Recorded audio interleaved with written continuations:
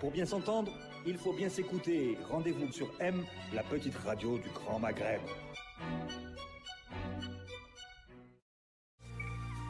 Avec Cevital, une dynamique de croissance.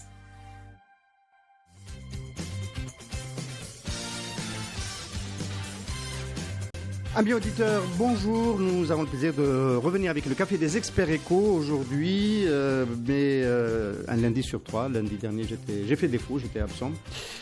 J'étais à Bruxelles au chevet de l'Union européenne. Il y a eu des élections hier extrêmement intéressantes. On en dira peut-être un mot en fin d'émission. Messieurs, bonjour. Mourad Goumeri, bonjour. Farhat Ali, bonjour.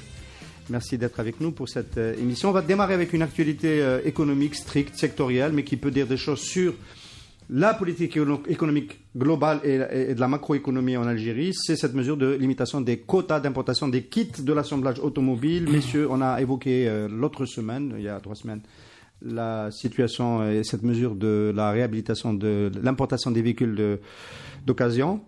Cette fois, c'est tout simplement la limitation des quotas pour ceux qui se sont lancés dans l'aventure de l'assemblage automobile en Algérie. Un premier commentaire. Est-ce que le gouvernement est en train de paniquer par rapport uniquement à ce solde du commerce extérieur? D'abord, il faut noter ces volte-face. On défait.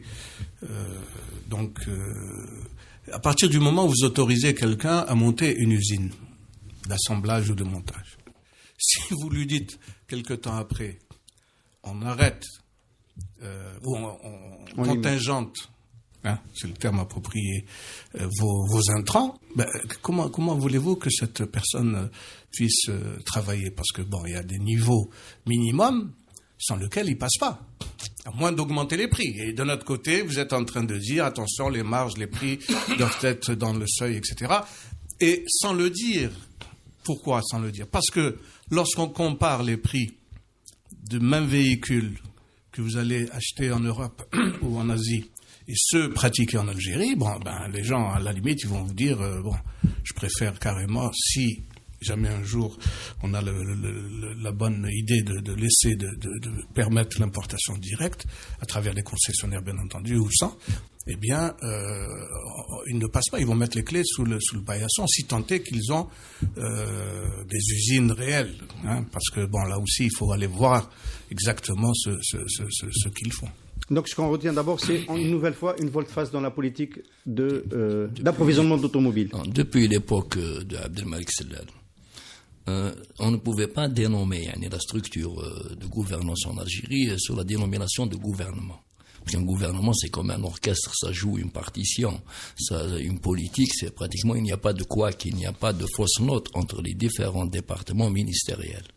Là, la promotion de cette fausse industrie, je l'avais dit à l'époque, je le dis, je le redis depuis 2014 d'ailleurs, depuis le premier projet qui était celui de Renault, ce n'était pas une industrie, que ça ne générait jamais un processus industriel et encore moins l'intégration présentée à l'époque. C'était le ministère de l'Industrie qui était chargé de vendre le concept, de le piloter à sa manière, enfin de la manière que tout le monde connaît de toute façon, qui était calamiteuse, et nous convaincre que l'Algérie allait se lancer dans l'industrie automobile en autorisant plusieurs opérateurs internationaux, non pas à s'associer, ni même à investir d'ailleurs, mais à s'impliquer au plan commercial seulement. Ils ne sont même pas dans les statuts pour la plupart, avec différentes parties algériennes, qu'elles soient publiques ou privées, officielles ou officieuses des fois. Donc toutes ces implications, elles devaient nous générer une fausse industrie.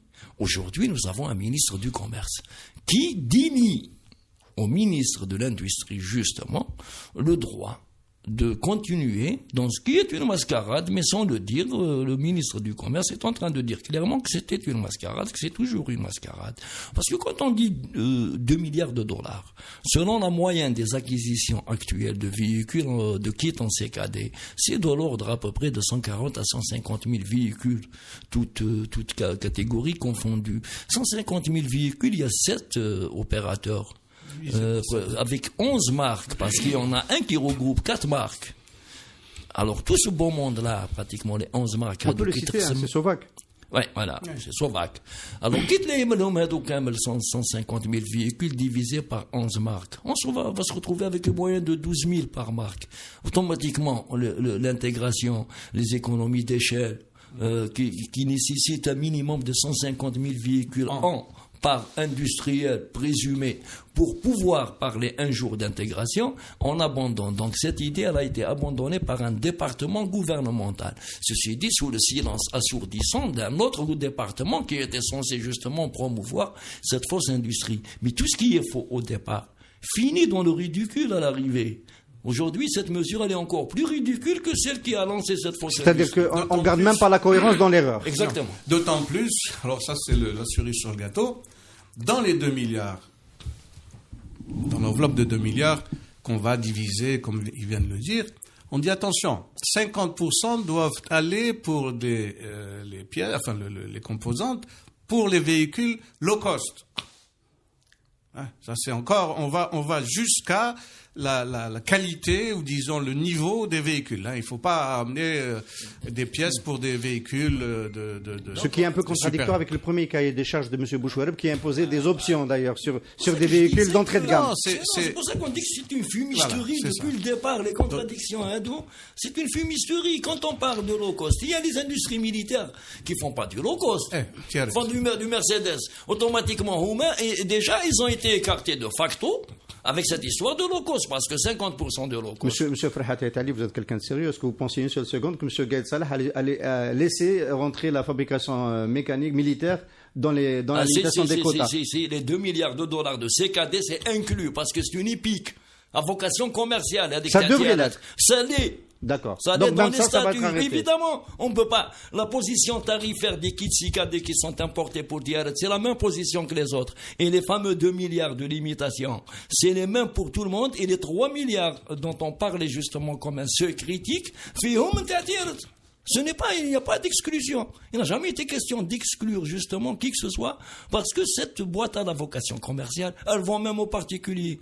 C'est ce qu'on m'a cité d'ailleurs au ministère de l'Industrie à l'époque où j'avais voulu introduire avec l'article. Tout le quota ira chez l'armée. Voilà, il n'y aura plus les particuliers. Oui, maintenant on fait quoi avec 150 000 véhicules? On va marcher avec des porte-chars et des... Ou low cost, low cost, c'est mazouz. Low cost. Sinon les autres, Symbol, c'est pas un low cost à 1 470 000 ou 1 600 000 dinars. Donc le seul low cost. Donc si j'ai bien compris, je mets Chnewa. En l'occurrence, l'usine TAS, c'est 50%. C'est un gouvernement qui réfléchit, il piétine ses propres labours, Oui, on y est. Alors, quand même, on va s'arrêter une seconde sur la notion de fausse industrie. Qu'est-ce qu'il aurait fallu, messieurs, faire en 2014, quand on a décidé de lancer une industrie automobile en Algérie, qui permette de ne pas parler d'une fausse industrie, exiger un modèle à la Tanger, Renault Tanger, c'est-à-dire avec un niveau d'intégration dès le départ qui soit important. Et dans ce niveau d'intégration, une question technique, quel est le segment dans l'intégration qu'il aurait fallu exiger dès le départ? Je sais que Ferhat Etali aurait voulu que dès le départ il y ait de l'emboutissage, mais pour quelle flotte de production on peut aller vers l'emboutissage? Moi, j'ai été impliqué dans l'affaire de Fathia avec autre époque, autre industrie. Hein. Ça remonte tellement, oui, tellement mais tous les 20 ans, il y a un Uluberlu. Alors, c'était 40 ans. Hein. Non. Là, en l'occurrence, c'est un peu plus tous les vieux, 20 ans, depuis l'indépendance, il y a un Uluberlu qui décide de faire une voiture algérienne à 100%. Rappelez-vous de... personne, Renault, c'est pas du 100%, c'est du 0%. Donc, Non, mais je parle des anciens projets. C'est 100% algérien. Je parle des anciens projets, je ne parle pas d'aujourd'hui. Rappelez-vous de la Minakat avec Citroën dans les années 60. Ensuite, Fathia. Qu'est-ce qu'il aurait fallu faire pour parler d'une vraie industrie? Il fallait faire exactement comme ont fait les Marocains, s'allier avec un constructeur sérieux, et il y en a, et discuter sérieusement avec eux. C'est-à-dire de commencer par le commencement, c'est-à-dire la taille de l'usine. Vous avez vu Tiaret, l'usine de Tiaret où elle a été mise. N'oubliez pas que l'usine de Tiaret, c'était le projet italien. Hein. Ils l'ont mis à Tiaret. Pour aller de Mostaganem à Tiaret du port, faites la route une fois et vous allez comprendre que ce projet ne pouvait pas sortir de terre. Ne pouvait pas, c'est impossible. Bon. Donc, si on avait, comme les Marocains, et je le dis et je le répète, ce n'est pas honte, c'est pas une honte, au contraire, c'est un fleuron, c'est quelque chose avec le hub qu'ils ont fait. On aurait vu un constructeur, pourquoi pas italien, pourquoi pas asiatique, et on aurait fait une véritable usine de production dont la taille ne peut pas être inférieure à 150 000. Mais si vous avez une taille de 150 000... Quand on fait ça, on est à la lisière de l'offshore. Non, mais... On est à la lisière parce que le site de Merhioussa, à côté de Tanger, qui est connecté sur Tanger Med, c'est quasiment un site où il est quasiment offshore. Et les critiques marocains, dans les journalistes, une partie de l'opposition marocaine dit, quand on fait le bilan sur 10 ans, à part les emplois, les revenus pour l'État sont très faibles. À part les emplois. Sont très faibles. Est-ce que l'Algérie était... voilà, c'est pour aussi souligner les faiblesses. Les externalités sont faibles. Pourquoi faire une usine automobile? Pourquoi déjà s'acharner à faire une industrie automobile? Nous avions une expérience acquise dans le domaine de l'industrie automobile lourde, de l'utilitaire lourd. Dans le domaine des engins de travaux publics, des engins spécifiques. Excavatrices, elle est acquise depuis les années 70. Je peux répondre à pourquoi faire? Parce que la facture d'importation est Non, mais la facture d'importation elle a été augmentée en réduisant le nombre de véhicules, on a augmenté la facture. On a eu 495 000 véhicules, tout en âge confondu, en 2012, pour 7 milliards de dollars. Et on s'est retrouvé en 2017 avec 90 000 malheureux véhicules à 2 milliards et demi de dollars. On a réduit la quantité de véhicules importés, mais pas la facture. On est passé d'un véhicule en moyenne à 10 000 $ à un véhicule en moyenne à 18 000 $ en 2017. C'est du vol qualifié. Donc, tu veux réduire la facture, zide les taxes. Impose des taxes internes sur le consommateur. Déjà, en 2012, l'euro, il était à 91 dinars. Le dollar, il était à 78. Donc à 78 dinars le dollar et à 122 dinars le dollar, ce n'est pas du tout le même pouvoir d'achat. En 2012, il y a eu déjà des augmentations de salaire, on rappelle, plus de 10 milliards de dollars qui ont été versés entre 2012 et 2013. Merci les révolutions. Le gros de ces fameux rappels, direct à des concessionnaires. Mais aujourd'hui, il n'y a ni rappel, ni pouvoir d'achat pour le dinar, ni capacité des ménages en termes d'épargne, ni même une priorité pour le véhicule. Les priorités des ménages ont changé. C'est le marasme économique. Les gens, ils essaient de la garder. Donc, alors quand même, coût économique. Est-ce qu'il faut aller, parce qu'on a fait cette erreur, on est d'accord, de faire une fausse industrie d'assemblage, est-ce qu'il faut aller jusqu'à la démanteler ou est-ce qu'il faut essayer d'en sortir? Parce qu'on risque de la démanteler. Il n'y a rien à démanteler, Mohamed. Vous avez démantelé quoi? Un hangar de Hadjadj? Il n'y a rien, il y a des tournevis داخل des clés à molette ou des clés à griffe. Mais quel est l'atelier de plombier? Il n'y a rien à sauver. Rien à sauver, ni rien à détruire d'ailleurs. Les bâtiments. Chez Renault, il y a quand même à Oran une tentative de commencer à intégrer une sélection. Renault Algérie, on va être précis. Renault, justement, je me suis toujours étonné. Les Algériens ont Renault. Pourquoi spécialement Renault? C'est pas un amant, c'est avec la complotée de Hizb français et compagnie. Mais comment diable aller chez quelqu'un qui a un investissement monstre juste à côté, à 400 km, et avec un niveau de production de 20 000 véhicules au départ. C'est comme une femme. Non, il va monter à 150 000. C'est comme une femme jalouse. Mais je me 150 000. Tu n'as pas le marché. À 150 000, ils prennent le CKD Renault. Moi, je suis pour le démantèlement intégral. Et quand je dis démantèlement, c'est juridique, parce que matériellement, il n'y a rien à démanteler. Ces bâtiments peuvent servir à d'autres industries, dans lesquelles éventuellement on est compétitif. Fait textile, voilà, on va essayer éventuellement de faire renaître des industries qu'on a fait disparaître justement dans les années 90, des industries qui étaient publiques, mais qui peuvent aujourd'hui être publiques ou privées, mais c'est une question de capitaux, de savoir-faire, dans des domaines qu'on maîtrisait et dont on a encore un savoir-faire, les anciens, les formés dans les années 70-80, et ils formaient, on est des jeunes, on dit, mais cette histoire de voiture, on oublie. On revient au régime général, importateur, concessionnaire, un cahier de charge pour la qualité du véhicule, les droits et taxes sur le port, les droits internes, peut-être éventuellement un droit de sauvegarde ou une taxe de pollution qui va dissuader les acheteurs, ou on n'en parle plus. Et on oublie cette histoire. Vous avez vu le surstockage de tracteurs à Simotra, Constantine? Oui. Bon. Alors, il faut se poser la question. Parce que on a interdit les crédits aux paysans pour les tracteurs. Voilà. La BAD ne finance pas les tracteurs. La BAD ne finance pas. Donc, la question de base, pourquoi on a décidé, qui a décidé à partir il n'y a pas si longtemps, je crois que c'est à partir de cela, de faire une industrie. Non, ça c'est. Donc le problème, on le sait, c'est que c'est un ministre qui est en fuite. D'ailleurs, il est. On parle de M. Abdel Bouchouar. Il n'avait pas un système qui n'est pas en fuite. Peut-être il est en fuite, mais le système il est là. C'est une logique. Même Chab Dakhel ont parti dans cette logique. Farhou à l'époque. Enfin, au prix où ils vendent une Golf là, à 4 millions de dinars. Oui, mais ça ne pas à 4 millions de dinars, جماعة. أنا قال لك كيما تولي تاع غيليزان وما حسبتهم يجيبوها بالقصبة في الغيليزان. Non, qui جابوها 4 millions 300 000 وبعد حقها 5 millions 300 000. Et avant les taxes. hors taxes. Avant les taxes. sans TVA. Alors quand c'est de la TVA كان معاول يبيعها لنا ب 700. Plus stratégiquement, messieurs, on va poser la question en termes de mobilité, de projection dans l'avenir, de modernisation de l'économie, etc. Comment vous regardez le règlement de la question de la mobilité des Algériens, beaucoup plus urbanisés, beaucoup plus mobiles dans leur pays avec les autoroutes, avec des exigences de temps de loisirs qui vont être, je l'espère, encore plus forts, etc. Est-ce que l'Algérie, en Europe, les Verts ont fait hier une percée, ce dont je me réjouis énormément. Les Verts, je ne parle pas de celle des populistes. Les Verts ont fait, les fascistes ont fait aussi une percée. Les Verts ont fait, celle-là, elle était attendue par les sondages, un peu moins celle des Verts. Donc, le monde vers lequel nous allons, c'est pour les pays matures, les pays avancés, c'est un monde où la voiture va jouer un rôle de moins en moins important. En Algérie, il y a différents points de vue qui disent, non, 500 000, 600 000 véhicules par an, ça va être pendant encore les 10 prochaines années. Le niveau de demande, je ne parle pas de la demande solvable, je demande la demande en termes de besoin d'équipement. Comment vous estimez la projection sur le marché automobile en Algérie? L'erreur stratégique, ça a été de privilégier le transport individuel par rapport au transport collectif.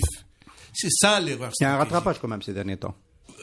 Métro, tramway, métro d'Alger. Tramway de ici et là. Mais, et le rail. Le rail. Donc, et en plus, alors, l'aviation, ça devient sidérant. Vous avez tous les 200 km, vous avez un aéroport. Et s'il vous plaît, international. Tlemcen international, Gardaï international, Batna international, Stéf international, subhanallah.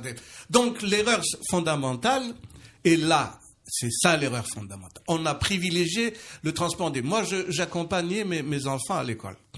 Quand la route était bloquée, qu'est-ce que je faisais? Je regardais autour de moi combien il y avait d'individus dans chacun des véhicules. À partir de là, tout parle. Vous avez, aux 80% des gens, c'était une personne. Ouais. 2 personnes, vous arrivez jusqu'à 90. D'où des applications de convoiturage qui fleurissent dans le monde. Alors, donc l'erreur, elle est originelle. Il n'y a pas de vision stratégique en matière industrielle. Quand on a vu que les Marocains, pour des raisons, encore une fois, avaient fait quelque chose, on a pratiquement obligé Renault. Renault a été pratiquement obligé de nous faire... Il fallait que l'Algérie ait son projet. Renault, pour nos amis auditeurs, ce matin, nous sommes le lundi 27, ce matin, donc, annonce d'un rapprochement stratégique avec Fiat Chrysler, 3e groupe mondial. C'est validé par les gouvernements italiens et français et on s'attend à ce que ce soit le même groupe demain qui émerge, Fiat Chrysler et Renault. Et donc, pour revenir à Fatia, peut-être que l'industrie reviendra à Fiat. En tous les cas, on a réussi à lui donner un nom. À l'époque, on avait travaillé... À l'époque, خيرنا Fiat. Parce que voilà, il faut revenir à ça aussi. C'était pas la décision de Boumediene. Avec les Italiens qui nous avaient aidés à l'époque, il y avait aussi l'ancien président Denis. Celui Mati était un ami de l'Algérie, donc nous avions déjà des acquisitions chez Fiat, Fiat 128, les années 70. Donc c'était une relation presque charnelle, on peut dire. Elle avait des relents politiques. Sans compter qu'en matière de rapport qualité-prix, Fiat, ce n'était pas mauvais.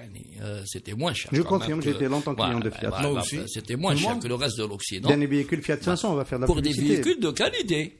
Et ils étaient moins chers que les Français ou les Anglais avec lesquels on ne traitait pas de toute façon. Donc on avait les Allemands, les Français, les Italiens. On a choisi les Italiens. Et ce n'était pas le mauvais choix. Le mauvais choix, c'était le fameux site de Tiaret. Avec les routes qu'on avait à l'époque, et le port de Mossaganem en plus, c'était vraiment foireux comme choix. Alors messieurs, on vient d'enterrer en grande pompe l'industrie de l'assemblage sur ce plateau du Café des experts économiques. Est-ce que la cotation, est-ce que la limitation des importations de kits, d'après vous, d'après ce que vous ressentez dans l'écosystème, va s'élargir aux autres activités CKD, SKD? Ils sont obligés. Mais ce n'est pas une bonne idée. Parce que même cette histoire de CKD, SKD aussi, en matière d'électroménager, le fait qu'on aurait accordé un monopole de fait sur le marché de l'électroménager leur a permis justement non seulement de s'imposer comme unique importateur, mais en plus de ça d'importer n'importe quoi à n'importe quel prix aussi. Il faudrait revoir les grilles de prix. Si on avait encouragé fiscalement des gens qui font de l'intégration à commencer déjà, ce qui me avec paraît, des échéances, un machin, je vais. Non, il y en avait qui avaient de l'intégration, le ni et le niem. Oui.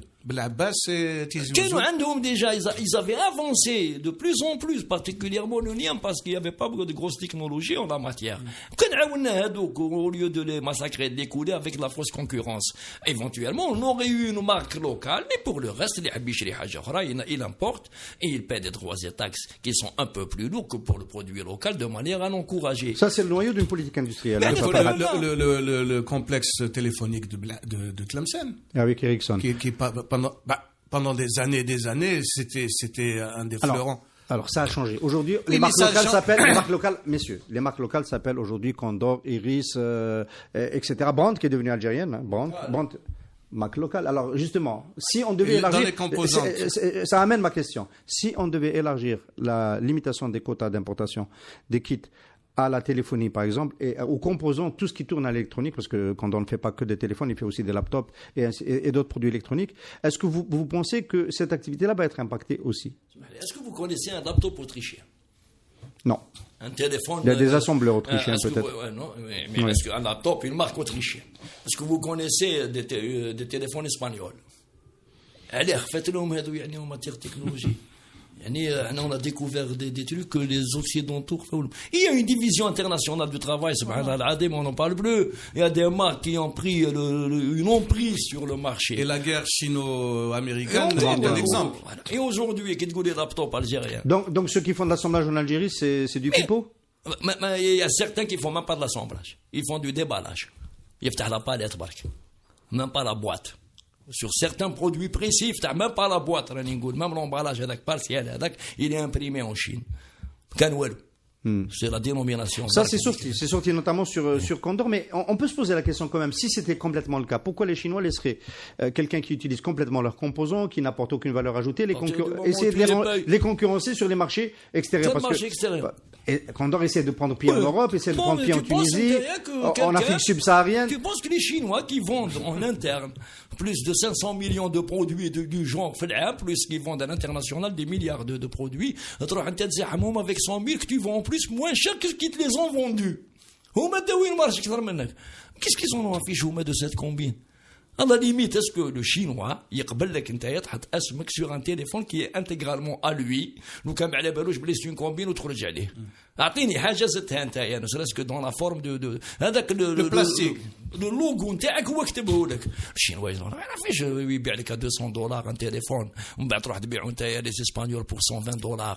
Là c'est l'Algérie qui reçoit le coup, c'est pas la Chine. La Chine l'a vendu au prix. Et on ne parle pas des niveaux de salaire des Chinois et des Algériens. Hein? Là aussi, on va... Ça commence à se rapprocher. Ça se rapproche, même ça c'est équilibré. Donc, les coûts comparatifs, ou plutôt les avantages comparatifs qu'on aurait pu attendre, c'est peanuts. Hein. Deuxièmement, l'impact, comme tu parles d'impact. Est-ce que les investissements qui sont actuellement en gestation, ou ceux qui sont en train de se mettre en œuvre, ont uniquement comme but le marché national, ou bien ont-ils une vision à l'international? Puisque aujourd'hui on nous dit il faut sortir du tout pétrole, il faut exporter, on exporte du ciment, je sais pas comment ils font la route transsaharienne étant ce qu'elle est, etc. Non, ça va par bateau. Pardon? Le ciment. Non, c'était à littoral. Il y a eu des événements organisés par JICA et par Lafarge, chacun à son tour, pour le lancement au port d'Alger des littorales. Mais celui d'Adar est parti par la route. Tu l'as vu à quel prix? Et à quel prix? Moi, j'ai été dans la j'ai fait à l'époque. Attention, monsieur, vous êtes en train de baisser le moral des troupes, là. Les Algériens, vous allez. Il faut dire la vérité. Il n'y a pas d'industrie d'assemblage et on ne peut rien exporter.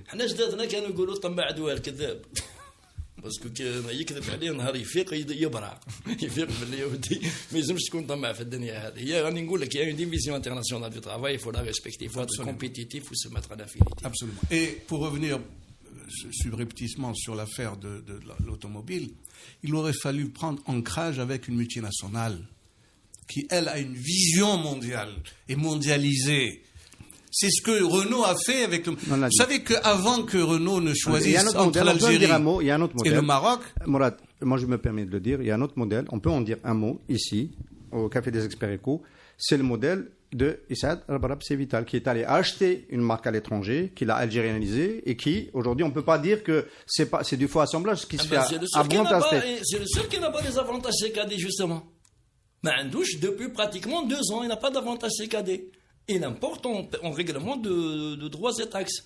En plus, voilà. En plus, parce qu'en fait, parmi d'autres, hein, le FNI aurait pu, dans une politique de fonds d'investissement souverain algérien, accompagner des privés algériens dans des acquisitions à l'international. Il y a 7-8 ans, c'était encore possible. Surtout que on a toujours parlé de Peugeot à Paris, qui était très bas en 2012. On a développé les centrales pour la désalinisation de l'eau, et que les membranes qui sont fondamentales pour cette opération, et qui opération va prendre l'ampleur puisque l'aridité dans notre pays est ce qu'elle est, on est extrêmement vulnérable vis-à-vis de l'importation. Or, quelqu'un qui va acheter ces membranes, qui décide de les mettre en œuvre pour pouvoir approvisionner le marché national de l'ensemble des centres de désalinisation, mais moi je leur ai mis une médaille. On va finir. Et on aurait pu élargir cela à tous les projets qui rendent l'économie moins vulnérable. Nous sommes dans une situation de vulnérabilité extraordinaire. Monsieur. Quand on sait que le pain, c'est la farine du paysan américain, quand on sait que l'eau est liée à ses membranes, etc., l'Algérie est très très facile à faire tomber en l'espace de 15 jours, un mois, maximum, en bloquant. Quand on sait que la CNAN, le transport maritime national, le pavillon national ne représente que 2% du transport maritime. Là, il y a de quoi s'arracher les cheveux. Comment on est arrivé là? Je ne dis pas que la CNAN était une bonne compagnie. J'ai été président du conseil d'administration. J'ai vu de mes propres yeux ce qui se passait. Mais on aurait pu, à un moment donné, le pavillon national, pour au moins les produits dits stratégiques, les céréaliers, les bateaux qui font du conteneur, etc., se doter d'un minimum de 30 à 40% du marché. Ce n'est pas le cas aujourd'hui. نعطيك un domaine phare de n'importe quelle économie, de l'économie algérienne, l'agriculture. Elle a connu ces dernières années une certaine prospérité, une certaine expansion de productivité chez les privés, particulièrement chez les petits. Donc les petits, ça va de 5 à 500 hectares au grand maximum dans le sud. Avec des méventes, avec une capacité à exporter, les unités de conditionnement et pratiquement d'habilitation du produit à l'export. Elles ne sont pas financées par les banques. Telgaou a dit des 30 milliards de dinars pour un projet fumeux, un faux projet, une escroquerie monumentale. Les subventions, elles étaient accordées à l'hectare, mises en valeur à l'hectare. Elle était à 1 million de dinars l'hectare.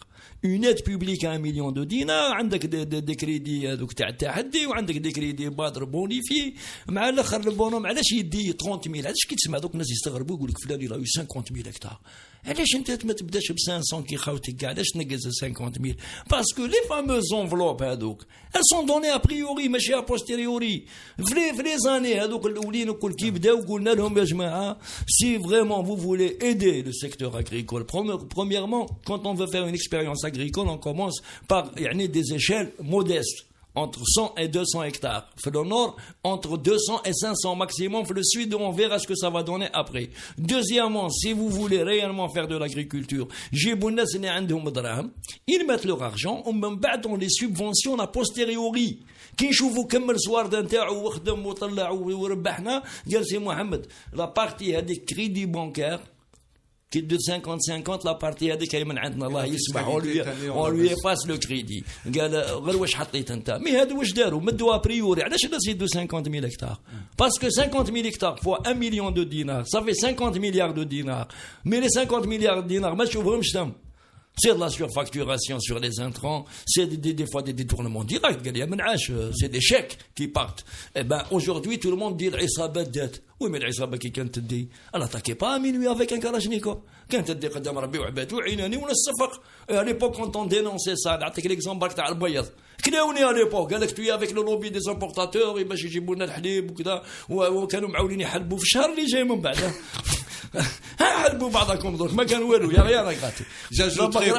J'ajouterai pour le secteur agricole qui est éminemment politique, le problème de la propriété foncière.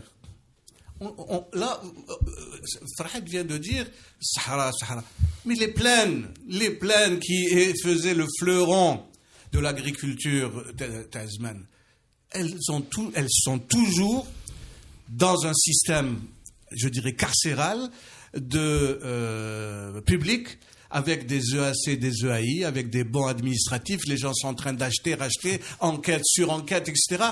Personne ne veut aborder le problème de la propriété foncière. Jusqu'à quand le secteur autogéré ou le secteur, disons, colonial qui a été nationalisé va rester dans ce statut. Tant qu'on ne touchera pas à ce problème qui, je dis encore et je le redis, il est éminemment politique, notre agriculture ne se relèvera pas. Ça se fera pas sûrement pas sous ce gouvernement. Mais si vous avez commencé à parler des crédits trop bienveillants qui ont été accordés pour permettre à des faux investisseurs, pour utiliser l'expression phare de fétiche de Farhat El Ali, de s'en mettre plein les poches. Aujourd'hui, on est peut-être passé d'un extrême à un autre. Vous avez des échos assez alarmants au sein du système bancaire. Les comités de crédit ne se réunissent plus. Les investisseurs qui ont des dossiers pour continuer à développer leur activité ou lancer une activité n'ont plus de retour du côté de leurs partenaires financiers, les banques. Les banques sont au point mort. Mais la question est la suivante. Est-ce que cela risque de brutalement nous amener vers une situation de récession dans les prochains mois? Juste quelques chiffres, je sais que c'est rébarbatif. Les 4 banques publiques totalisent à elles seules dans la balance commerciale 80% des crédits. Et les 30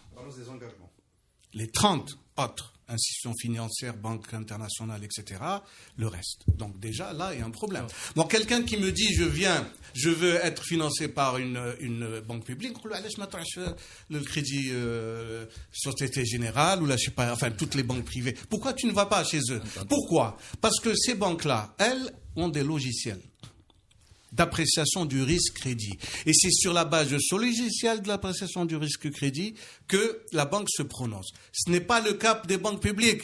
Les banques publiques, tout le monde sait que les crédits sont donnés en fonction des coups de fil. Donc, aujourd'hui... c'est pas les chargés d'études qui les donnent? Enfin, les chargés d'études, c'est pour ça, justement, j'ai signé un Et dans chaque...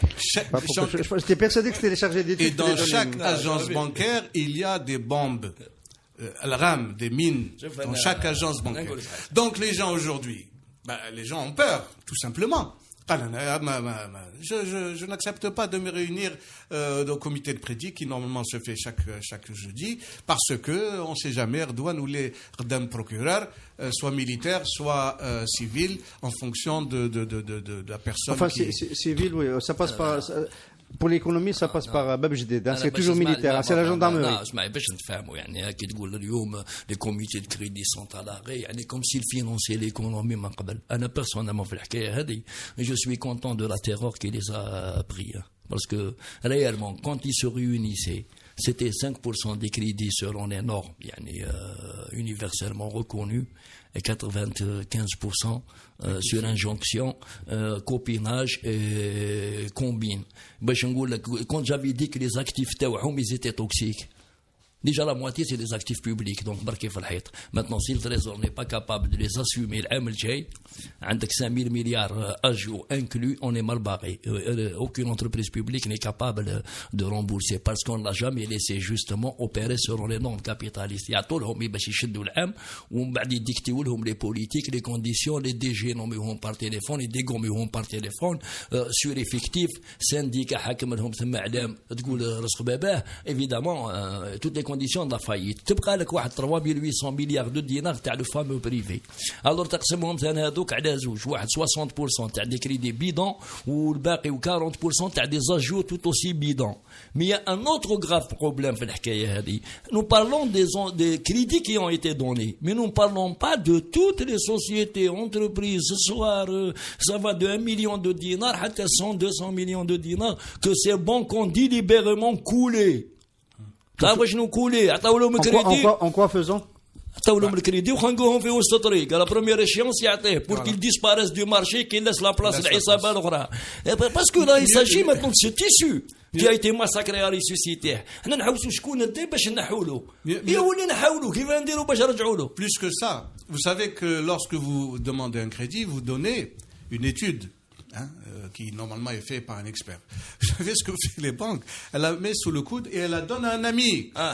Exactement. L'idée, j'ai travaillé dessus, j'ai fait des études, etc., etc.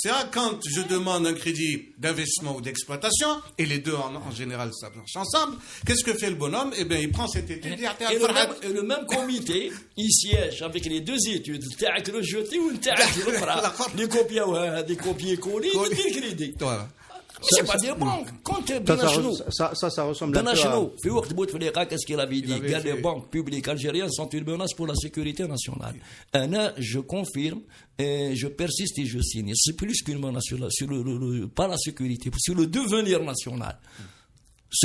On ne peut d'ailleurs pas parler de capitalisme. À l'époque, on devait privatiser le CPA et le CPA n'a pas été privatisé parce qu'il y a eu la crise des subprimes qui a fait disparaître les offres. Ça n'a rien à voir. Les actifs ne permettaient pas de le vendre. واحد ما يدي عليك باطل le CPA. انت لو كان اليوم نعطيك ذوك le bilan تاع CPA تقرا هكذا من بعيد يعجبك بصح لو كانوا يكسبليكيو لك طارب بالعفا ما تديش عباك بلي سي كونداناسيون ا مور غير يخطيك. Vous savez que la Banque centrale est chargée, à travers la commission bancaire, de vérifier le niveau de qualitatif des crédits octroyés. Il y a une commission qui vient, qui regarde crédit par crédit et qui regarde ce qu'on appelle les crédits douteux, etc., etc.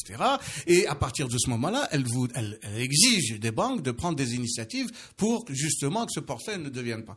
Or, les produits toxiques, les projets toxiques, qui sont dans les engagements des banques, il faut savoir lire le bilan d'une banque pour pouvoir aller directement là où ça fait mal. Eh bien, il y a certaines banques, certaines institutions, c'est de l'ordre du 80%. C'est-à-dire qu'ils ont 80% de chances de ne pas pouvoir se faire rembourser de leur crédit. Alors, qu'est-ce qu'on fait? On rééchelonne. Mais le rééchelonnement n'est pas la solution. Le rééchelonnement ne fait qu'étaler dans le temps le problème. On rééchelonne comment? On consolide avec les agios qui ont été produits par une créance en souffrance. Voilà. Alors là, c'est de par exemple, milliard. ما رمبورسيش. Évidemment, au bout de 2 ans, ça génère à peu près 1,3 million dinars d'agios. On خلص عليهم أنا TVA, le banquier يخلص TVA في بلاصتي. Mais moi, je ne rembourse rien. Alors, أنت باش ما تبروفيزيونيش la créance هذيك.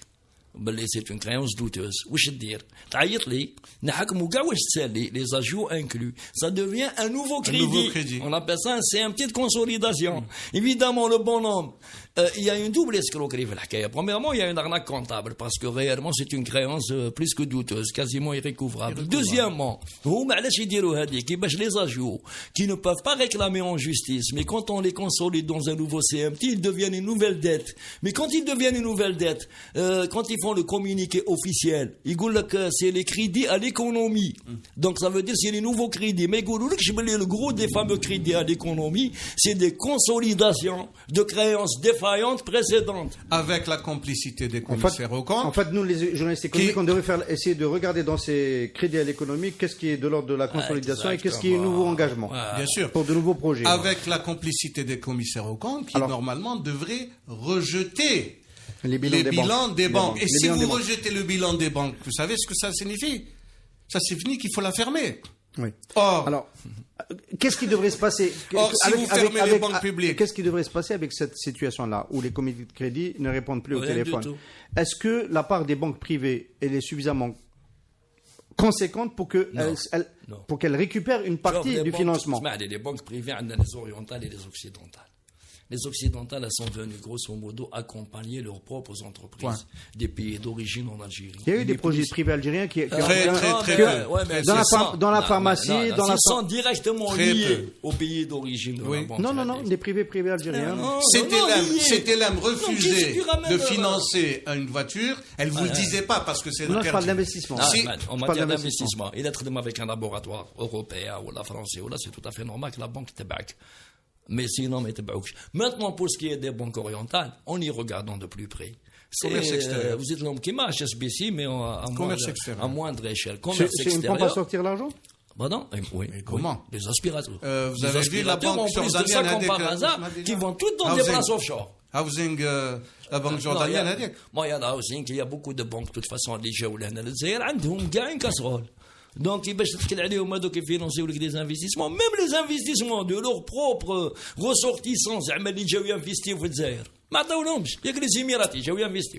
Est-ce qu'ils ont été suivis par les banques qui sont venues du Golfe? Est-ce que ce n'est pas une grande opportunité maintenant pour les autres instruments financiers? Fonds d'investissement, bourse? Moi, je pense à la bourse surtout, parce que les fonds d'investissement, la législation locale, elle est grille, parce qu'un fonds d'investissement, ils ont mis trop le mec. وراك شفت البريسيدون تاع افريكان انفست مغرب انفست دوطر فون يدخل يباسي كيفاش يخرج كيفاش انا نحب نعاود نبيع انا لي بار تاعي باسكو سي دون لوردر دي شوز بور ان فون دانفستيسمون ومن بعد تقول لي نديروا دروات بريومبسيون استيماسيون ويجيبوا بك 3 4 سنين باش يخلوك تعاود تخرج دونك لي فون دانفستيسمون il faut revoir la législation par contre dans l'immédiat la bourse pourrait être réactiver, aider justement pratiquement en faisant des facilités. À condition que les bilans soient honnêtes. Parce que la plupart des entreprises privées ont une double comptabilité. Non, mais si tu fais l'honnêteté des bilans pour ouvrir la bourse en Algérie,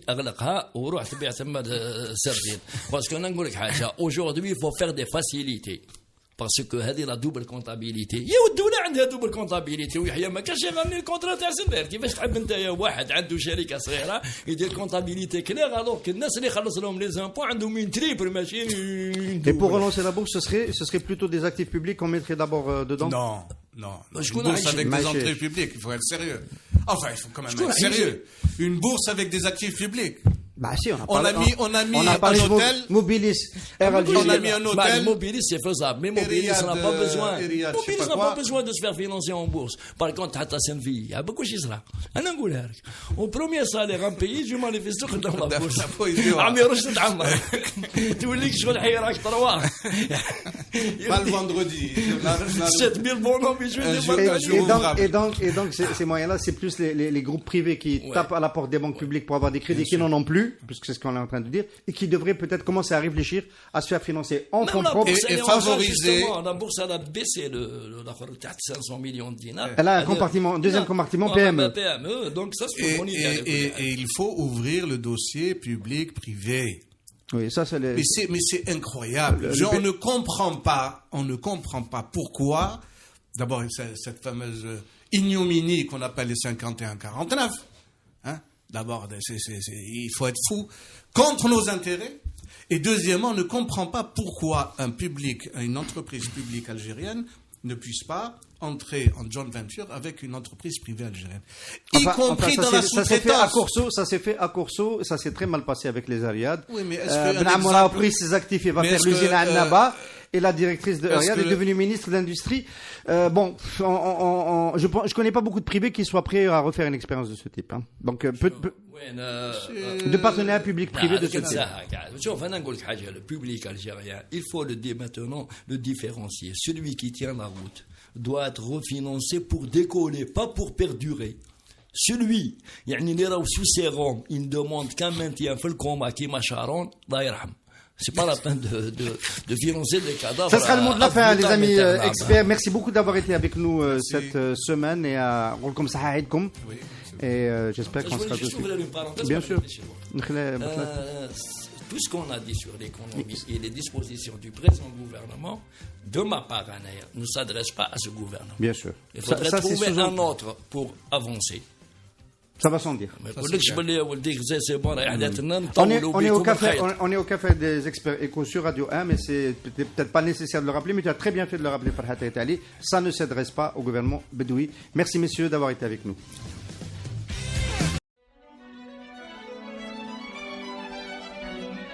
Pour bien s'entendre, il faut bien s'écouter. Rendez-vous sur M, la petite radio du Grand Maghreb.